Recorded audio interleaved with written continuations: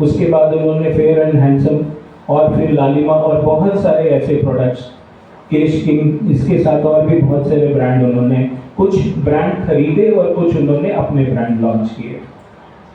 आप शायद नहीं जानते होंगे कि जो हम पेन यूज करते हैं, ये पेन के ऊपर जो छोटा सा बॉल होता है वो एशिया का इमामी लार्जेस्ट मैन्युफैक्चरिंग है और इसका भी टर्नओवर 500 करोड़ का है। इमामी पेपर इंडस्ट्रीज में one of the best company मानी जाती है, जो अपने पेपर इंडस्ट्री में जो इंडस्ट्रियल पेपर यूज करते हैं उसके उत्पादन के लिए। कॉर्पोरेट कंपनी है, इंफ्रास्ट्रक्चर्स में भी है, हॉस्पिटल में भी है, रिटेल बिजनेस में भी है, डाइवर्सिफाइड बिजनेस है। तो इमामी आप सभी जानते हैं प्राइवेट लिमिटेड कंपनी है, पब्लिक लिमिटेड कंपनी है। तो पब्लिक लिमिटेड कंपनी के मार्केट शेयर होते हैं जो अपनी गुणवत्ता पे कभी भी कॉम्प्रोमाइज नहीं कर सकते। क्यों? क्योंकि उनका जो शेयर है वो प्रभावित होता है। तो एक बात मैं आपको बोलना चाहूँगा, अगर आप कभी इमामी की शेयर देखेंगे तो वो कांस्टेंट रहता है या ग्रोथ पे रहता है, कभी भी इमामी का मार्केट शेयर डाउन नहीं आया। तो ये दूसरा प्रमाण है कि आप एक अच्छे ब्रांड के साथ जुड़े हैं जिस ब्रांड की मार्केट वैल्यू बहुत अच्छी है। जहां तक झंडू का प्रश्न है, तो झंडू 2008 से इमामी का हिस्सा बना। जब इमामी का हिस्सा बना तो उस समय उन उत्पादों को जो ओटीसी ब्रांड्स थे, जैसा आप जानते होंगे पंचारस्ट है, नित्यम चूर्ण है, इस तरह के ब्रांड्स थे जो उन्होंने अपने आप को, पहले सोना चांदी च्यवनप्राश आता था, वो हिमानी के नाम से था, पहले ये हिमानी था, बाद में उन्होंने इमामी दिया। तो ये सब जो है परिवर्तन, बिकॉज इस सृष्टि में जो निर्धारित है वो है परिवर्तन। बाकी सारी चीजें तो हो सकती हैं कांस्टेंट हो, लेकिन परिवर्तन एक ऐसा सब्जेक्ट है जो हमेशा होता रहेगा और ये परिवर्तन हमें बोलता है कि हमें अपने आप को उस परिवर्तन के अनुरूप ढालना है ताकि हम उस परिवर्तित माहौल में सरवाइव कर सकें। तो वही परिवर्तन झंडू ने अपने औषधियों के औद्योगिक निर्माण में मॉडर्न पैरामीटर्स का सहारा लिया, क्योंकि आपको भी मालूम है अगर हम जो हमारे शास्त्रों में वर्णित है उनका प्रोडक्शन करना शास्त्रीय विधि से अगर करेंगे तो बहुत समय लगता है उसमें। तो मॉडर्नाइजेशन भी बहुत जरूरी है। क्यों? क्योंकि पॉपुलेशन ज़्यादा है और ये चिकित्सा जो हम लोग जो औषधि देते हैं, आप चिकित्सकों के माध्यम से उन लोगों तक पहुंचना जरूरी है। तो इसका मॉडर्नाइजेशन भी करना जरूरी है।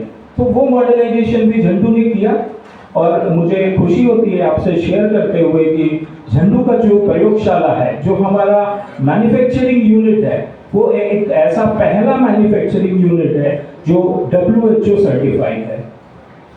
GMP सर्टिफिकेशंस तो बहुत सारे हैं, कोई भी ले सकता है, लेकिन WHO मानक सभी को नहीं मिल सकता। इनके पैरामीटर्स बहुत स्ट्रिंजेंट होते हैं और आपको हर साल ऑडिट में पास करना होता है, जो कि आसान नहीं है।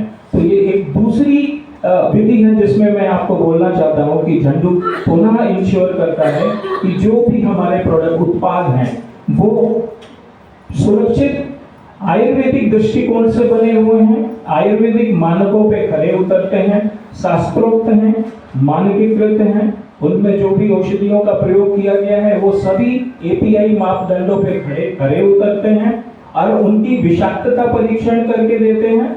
और जब आपके पास वो पहुंचता है तो उसमें जो भी हम पैकेजिंग मटेरियल यूज करते हैं वो भी API मापदंड के अनुसार होता है, जो यह सुनिश्चित करता है कि वो औषधियां लंबे समय तक रहें। बिकॉज अगर आप देखेंगे कि जैसे अभी हम लोगों ने आशा को अभी भी कांच की बोतल में ही रखा है, बहुत सारे सुझाव हम लोगों के पास में आए सर कि उसको चेंज करना चाहिए, लेकिन चूंकि आयुर्वेदिक सिद्धांत में है कि वो अंबर कलर की बोतल होनी चाहिए और वो ग्लास बोतल होनी चाहिए, तो अभी तक हम लोगों ने उसमें कुछ परिवर्तन नहीं किया है।